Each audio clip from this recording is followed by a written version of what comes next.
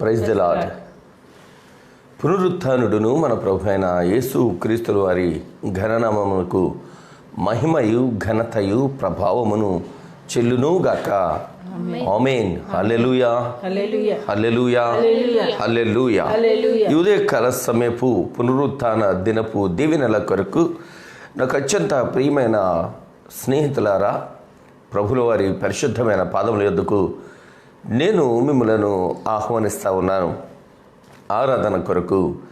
ఆరాధనకు యోగ్యుడైనటువంటి ప్రభుల వారి పాదముల యొద్దకు మనము చేరి ఆయనను ఆరాధిస్తూ ఆయన నుండి ఆశీర్వదింపబడుతూ అనేక రీతులుగా వాక్యము ద్వారా బలపరచబడుటకై ఈ ఉదయం ఈ పునరుత్థాన దినమందు ఈ అక్టోబర్ నెల చివరి ఆదివారము మరియు 25వ తేదీ ఉదయకాల సమయపు ఆరాధనకు మిమ్మలను ఆహ్వానిస్తూ ఉన్నాను. నేను నా ఇంటివారు మిమ్మలను మీ ఇంటివారిని హృదయపూర్వకంగా ఆహ్వానిస్తుంటుండగా దయచేసి ఆహ్వానాన్ని మన్నించి ఆయన పాదాల దగ్గరికి వచ్చి ఆశీర్వదింపబడండి అని తెలియచేస్తూ ప్రార్థన చేసుకుని ఆరాధన ప్రారంభించుకుందాం. మిక్కిలి ప్రేమ కలిగిన మా ప్రియ పరలోకపు కన్న తండ్రి, స్తుతులు స్తోత్రాలు వందనాలు నైనా. ప్రేమించి మమ్మలను జ్ఞాపకం చేసుకొని 10వ నెల చివరి పునరుత్థాన దినానికి సజీవులుగా మమ్మలను నడిపారు. మీకు స్తోత్రాలు వందనాలు స్తుతులు నైనా. కన్న తండ్రి, కనికరం కలిగిన గొప్ప తండ్రి, మీ పరిశుద్ధమైన పాదముల యొద్దకు చేరి మిమ్మలను ఆరాధిస్తుండగా మేము ఆత్మతోనూ సత్యముతోనూ మిమ్మలను ఆరాధించి మీరు ఆశీర్వదింపబడి అనేకులకు ఆశీర్వాదకరంగా మేము జీవించు భాగ్యము మాకు అనుగ్రహించమని ఈ ఉదయకాల సమీపు ఈ వర్తమానంలో నాతో మాత్రం మీరు మాట్లాడి నన్ను మమ్మలను సరిచేసి ధైర్యపరిచి బలపరిచి మీ కనికరపు కాపుదల కార్యములు మా ఎడల జరిగించి మీకు మహిమకరంగా వినియోగించుకోమని ప్రార్థిస్తూ ఎంతమంది బిడ్డలు మాతో ఏకీభిస్తుంటున్నారో వారిని వారి కుటుంబాలను దీవించి బలపరిచి మీ కౌగిట్లో భద్రపరిచి మీ మహిమకరకు వినియోగించుకోమని మరొకసారి మీరే మాతో మాట్లాడి మమ్మలను ఉదకసనాన్ని చేయించి మా జీవితాల్లో మీకు వ్యతిరేక్తంగా ఉన్నటువంటి ప్రతి కార్యము నుంచి మమ్మలను విడిపించి మీ స్తుతిగా మమ్మలను స్థిరపరచమని పునరుత్థాన దీవెనలతో మమ్మలను నింపి నడిపిస్తారని యేసు క్రీస్తు ప్రభుల వారి యొక్క దివ్యమైన పరిశుద్ధ పాదముల యొద్ద ప్రార్థిస్తున్నాము తండ్రి, ఆమేన్. ఈ ఉదయకాల సేవలో మహిమకు ఘనతకు అర్హుడైనటువంటి యేసు క్రీస్తు ప్రభుల వారిని ఓ పాట పాడుకొని ప్రభుల వారిని ఆరాధించుకుందాం.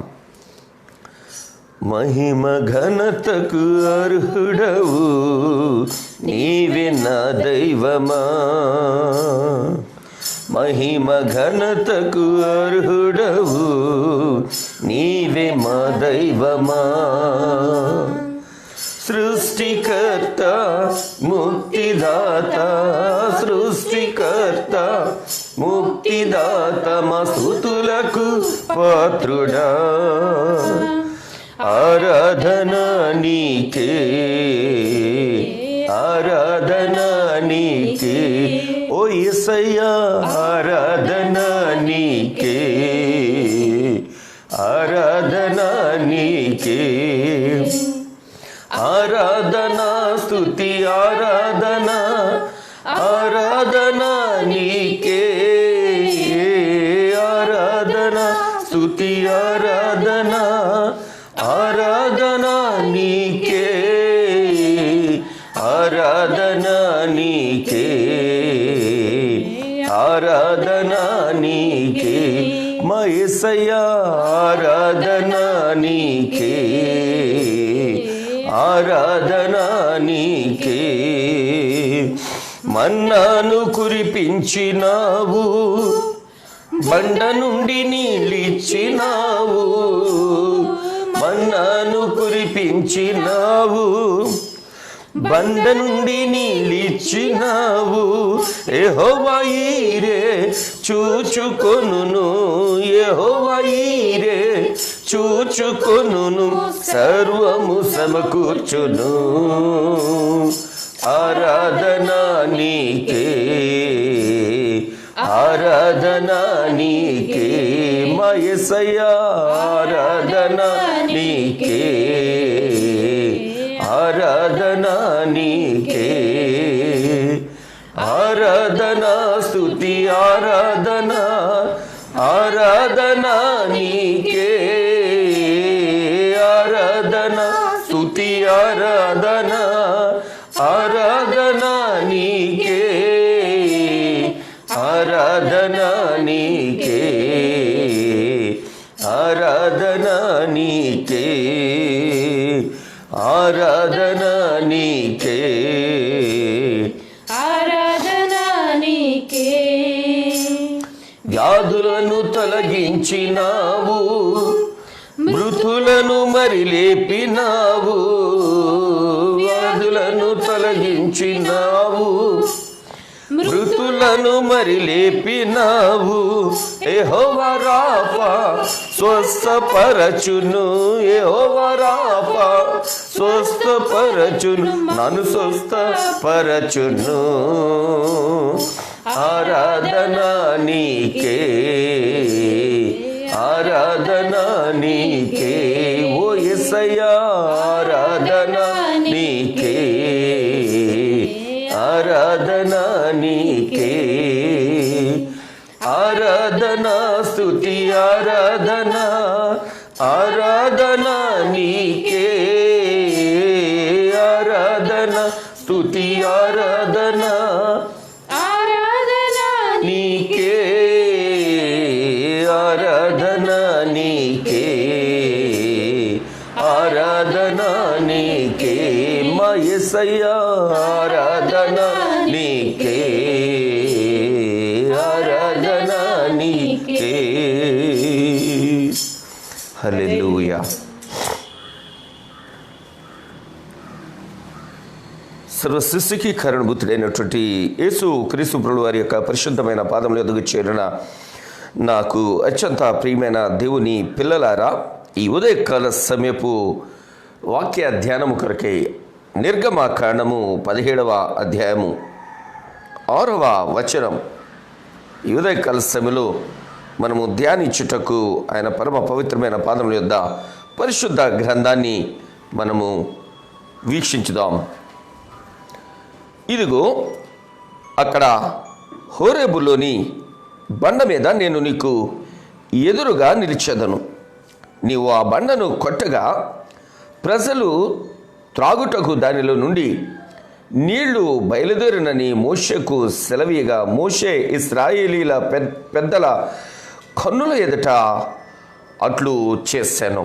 దేవునికి అత్యంత ప్రియమైన దేవుని పిల్లలారా, ఐగుప్తులో ఉన్నటువంటి ఇశ్రాయేలు జనాంగం ఐగుప్తు నుంచి బయటకు వస్తూ ఉంటే మొట్టమొదటి సమస్యగా నీరే అడ్డొచ్చింది.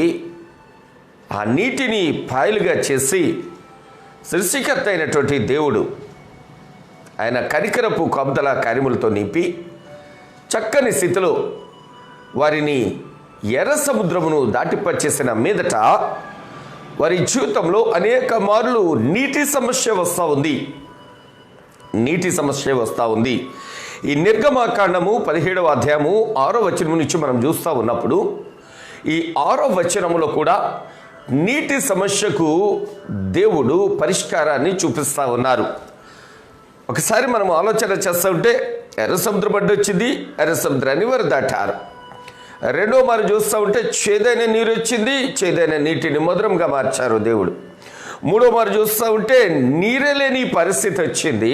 నీరే లేని పరిస్థితిలో అక్కడ ఉన్నటువంటి ప్రజలు అనేకమైనటువంటి గొప్ప కార్యాలు చూసుకుంటూ వచ్చారు. నెంబర్ 1, ఎర్ర సముద్రం చీల్చబడ్డది. ఆరిన నేల మీద నడిచారు ఇశ్రాయేలు జనాంగం. ఐగుప్తు సైన్యము, ఫరో సైన్యము ఎర్ర సముద్రంలో నిర్మూలమైపోయారు. అద్భుతం, ఆశ్చర్యం, ఆశీర్వాదకరం. అంత మాత్రమే కాకుండా వీరు ఎప్పుడైతే ఎర్ర సముద్రాన్ని దాటారో ఆ సముద్రము రెండుగా చీల్చబడి నీటితో గోడలుగా నిర్మింపబడినటువంటి ఆ సముద్రము ఐక్యపరచబడి అందుట్లో వీరి కన్నుల ఎదుటనే ఆ ఐగుప్తు సైన్యపు శవములు వీరి పాదాల దగ్గరకు వచ్చిన రీతి. రెండోదిగా చూస్తూ ఉంటే నీటిని దాటి కొంచెం ముందుకు వచ్చిన తర్వాత తిరిగి వారు దాహమై నీరు తాగుతూ ఉంటే అది చేదుగా ఉన్నప్పుడు మోషే గారి దగ్గరకు వచ్చి వీరు చూచినప్పుడు ఆ నీటిలో ఆయన ప్రార్థించి ఒక కొమ్మను వేసిన పిదప అది ఆ మారాలాంటి జలం మధురంగా మార్చబడినటువంటి రీతి అక్కడ కూడా అద్భుతాన్ని చూచారు. కొంచెం ముందుకు వచ్చిన తర్వాత ఆహారపు కొరత వచ్చింది. దేవునిని ఆశ్రయించడానికి బదులుగా దేవుని మీద సనిగి మోషే గారిని మనస్సును నొప్పింపచేసినప్పుడు దేవాతి దేవుడు మోషే గారి ప్రార్థన విని మన్నా కురిపించారు. తదుపరి మాంసాన్ని కూడా పూరీలను కూడా కురిపించారు. సమృద్ధిగా తింటా ఉన్నారు. చక్కని ప్రయాణం అవుతా ఉంది. తిరిగి ఇక్కడికి వచ్చిన తర్వాత వారు రెఫ్యూదింలోనికి వచ్చిన తర్వాత అక్కడ త్రాగడానికి నీళ్లు లేని పరిస్థితి. ఇన్ని అద్భుతాలు వీరి జీవితాల్లో చూస్తున్నాను, కానీ సృష్టికర్త అయినటువంటి దేవుని మీదకు వీరు ఆధారపడకుండా, దేవుని వైపు చూడకుండా, దేవుని వైపు ప్రాధేయపడకుండా, దేవుని వైపు ప్రార్థించకుండా వీరు ఏం చేస్తుంటున్నారు అంటే మోషే గారితో వాదులాడుతూ ఉన్నారు, సణుగుతూ ఉన్నారు, తిట్టుకుంటూ ఉన్నారు.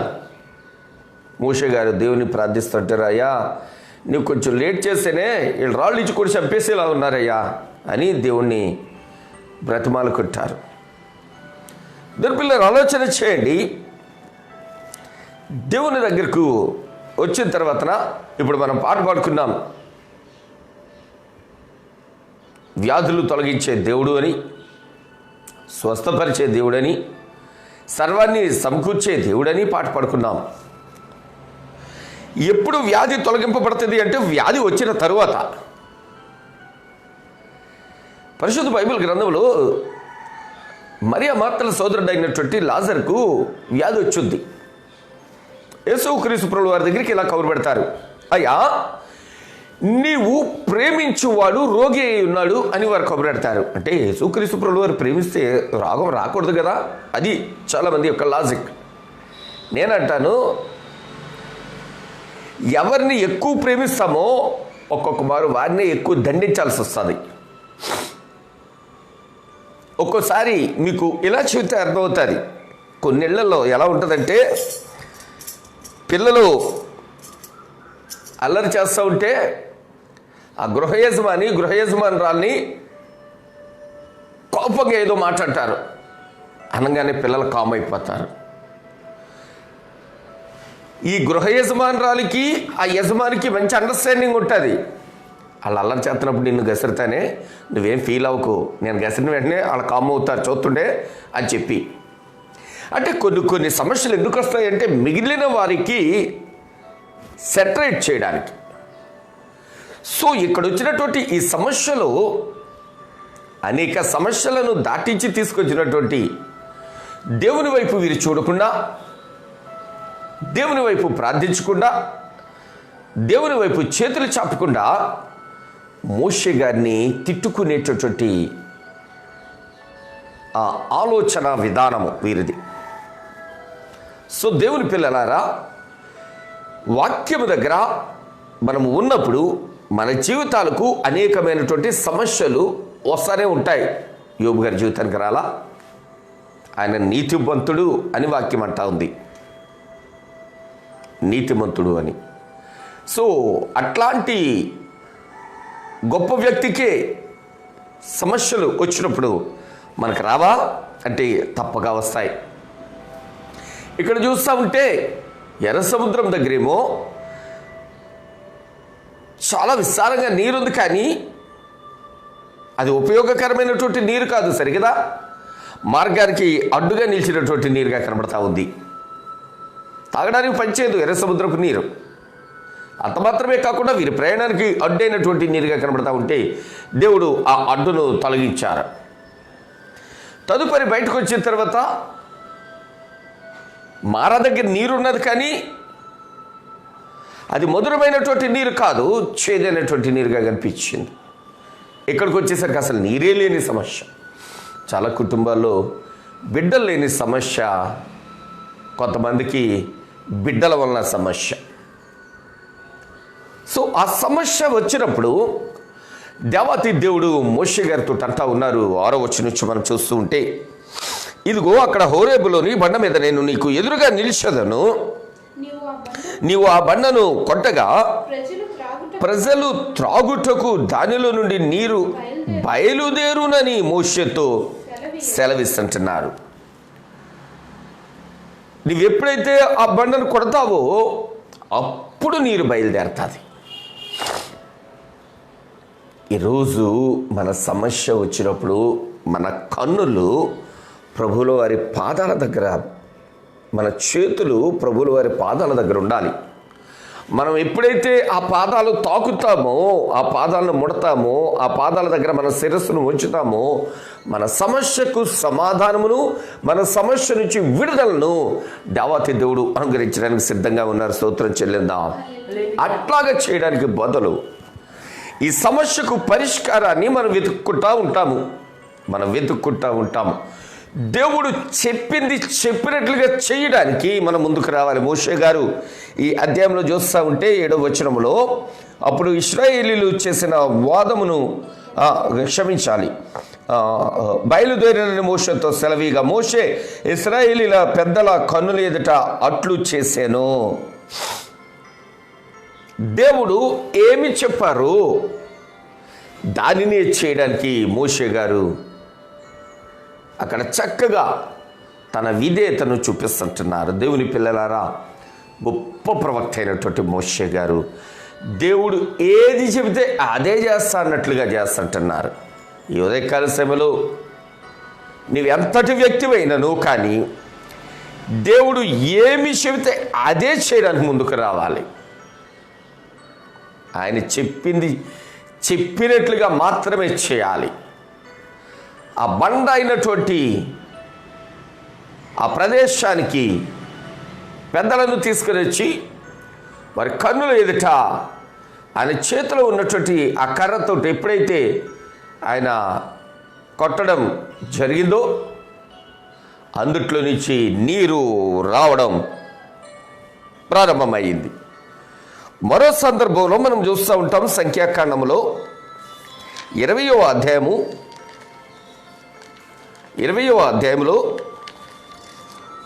7వ వచనం దగ్గర మనం చూస్తుంటున్నప్పుడు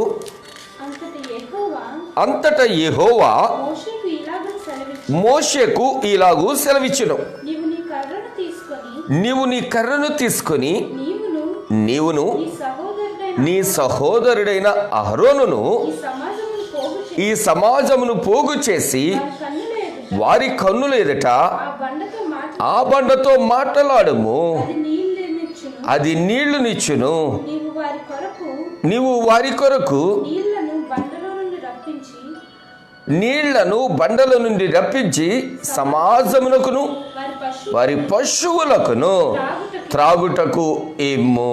అక్కడేం చెప్పారు? ముందట నిర్గమాకాండంలో బండను కొట్టు అన్నారు. ఇక్కడేమంటున్నారు?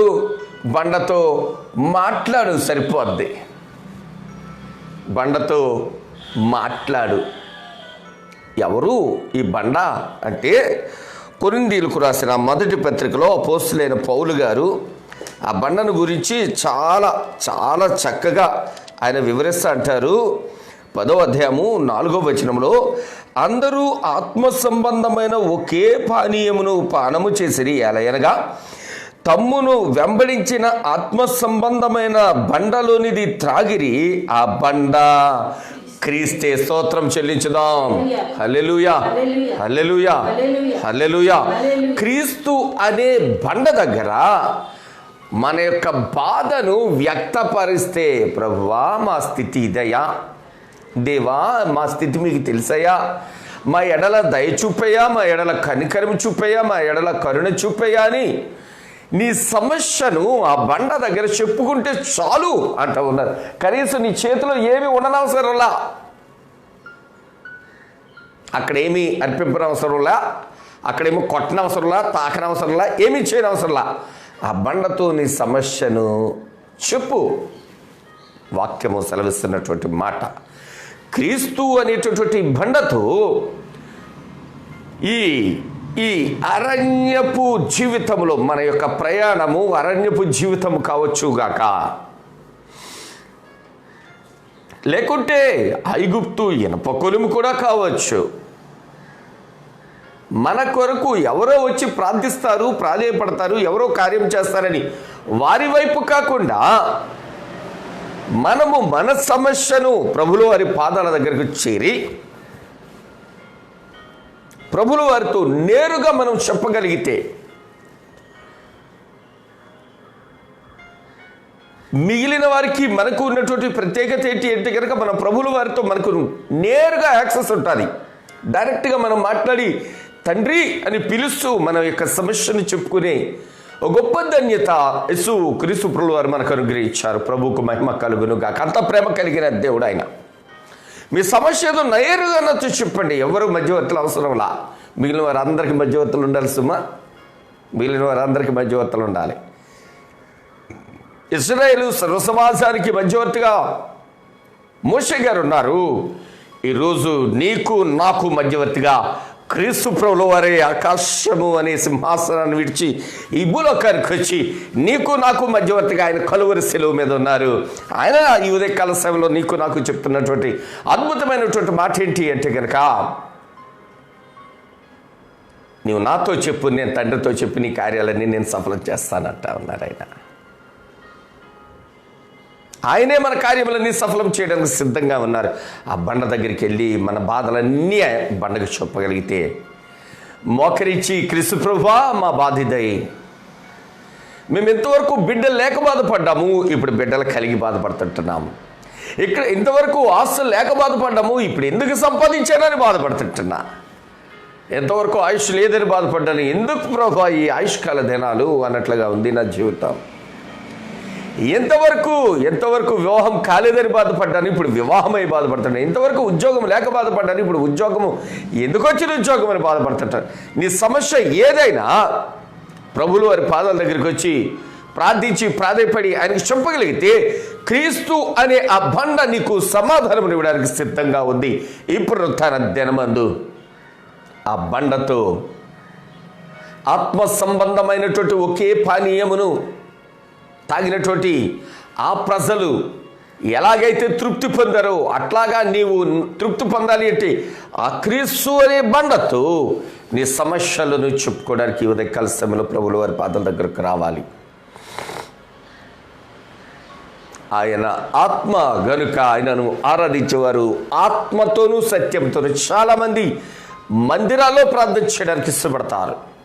సమాజ మందిరాల్లో ప్రజల ఎదుట గొప్పనైన ప్రార్థనలు చేయడానికి ఇష్టపడతాడు. నేనట నీ ఇంటి దగ్గర ఏకాంతంగా చేసే ప్రార్థన, నీ కుటుంబము ఏకీభవించే చేసే ప్రార్థన, నీ భార్యాభర్తలు ఇద్దరూ కలిసి చేసే ప్రార్థన కరుణామయుడు విని ప్రతిఫలాన్ని పంపించడానికి ఆయన సిద్ధంగా ఉన్నారు. యేసు క్రీస్తు ప్రభువు వారు మన ప్రార్థన వినడానికి సిద్ధంగా ఉన్నారు. క్రీస్తు ప్రభువు వారు బండాని పిలువబడినటువంటి క్రీస్తు ప్రభువు వారు నీ ప్రార్థన వినడానికి సిద్ధంగా ఉన్నారు. మోషే గారు ఒంటరిగా వెళ్ళలేదు.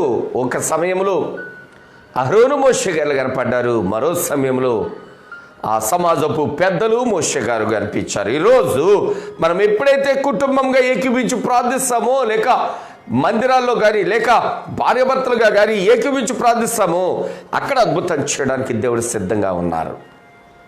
వాక్యం అంటది కదా, ఎక్కడ ఇద్దరు నా నామమున ఏకీభవిస్తారో అంటది వాక్యము. ఎస్, భార్యాభర్తలు తప్ప ప్రపంచంలో మరి ఎవ్వరూ కూడా ఏకీభించి ప్రార్థించడానికి తలపులు మారిపోతాయి. కనుక ఈ ఉదయకాల సమయంలో మీ అందరికీ చేతులు జోడించి చెప్తుంటున్నా, విన్నవిస్తుంటున్నా, క్రీస్తు అనే బండ దగ్గర భార్యాభర్తలు ఇద్దరు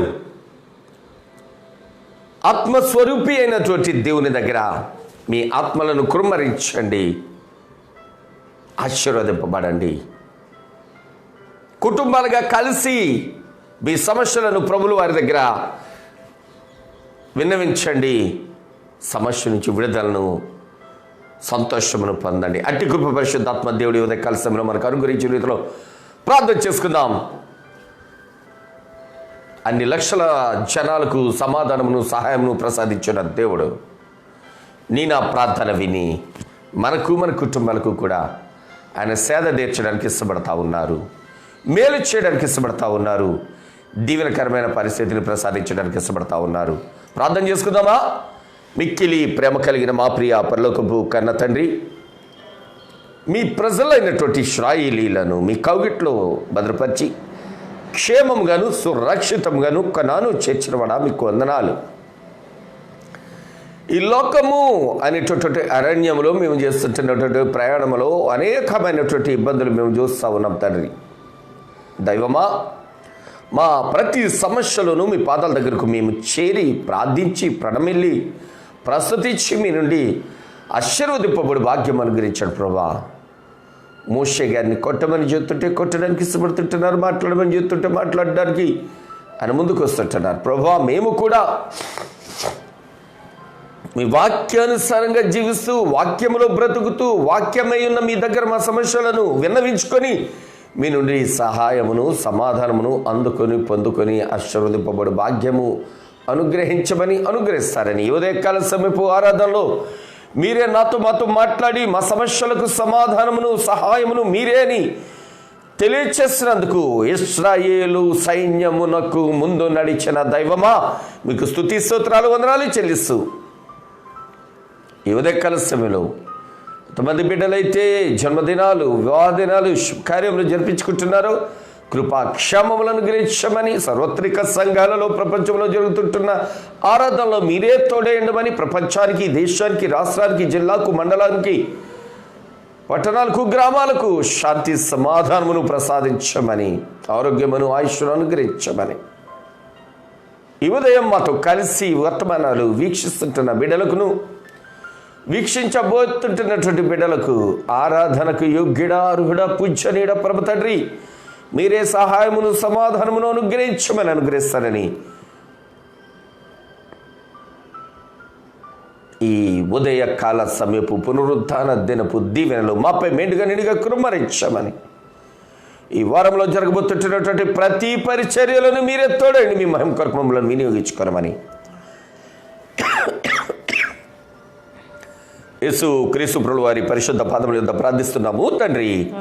ఆమేన్. తండ్రి కుమార పరిశుద్ధాత్మ త్రియేక దేవుని దీవెనాశీర్వాదము మనకు మన కుటుంబాలకు సమస్యల నుంచి సహాయం చేసి విడుదల అనుగ్రహించిన దేవుడు ఆయన కౌగిట్లో భద్రతను క్షేమమును ఆరోగ్యమును ఆయుష్ను అనుగ్రహించును గాక. ఆమేన్ ఆమేన్ ఆమేన్. అందరికీ వందనాలండి. ఈ వర్తమానాలు మీకు యూట్యూబ్లో కూడా అందుబాటులో ఉన్నాయి. వీక్షించండి, షేర్ చేయండి, సబ్స్క్రైబ్ చేయండి, లైక్ చేయండి, దైవ దీవెనలు అందుకొనండి. కృప కనికరం కలిగిన దేవుడు మంగళవారం ఉదయం మనం కలిసి ఆరాధించు పర్యంతము ఆయన కౌగిట్లోనే మనకు శ్రేష్టతను సంతోషమును సమాధానమును సమస్యల నుంచి విడుదలను ప్రసాదించి ఆదరించి ఆదుకొని చేర్చుకును గాక. Amen amen amen. May God bless you all.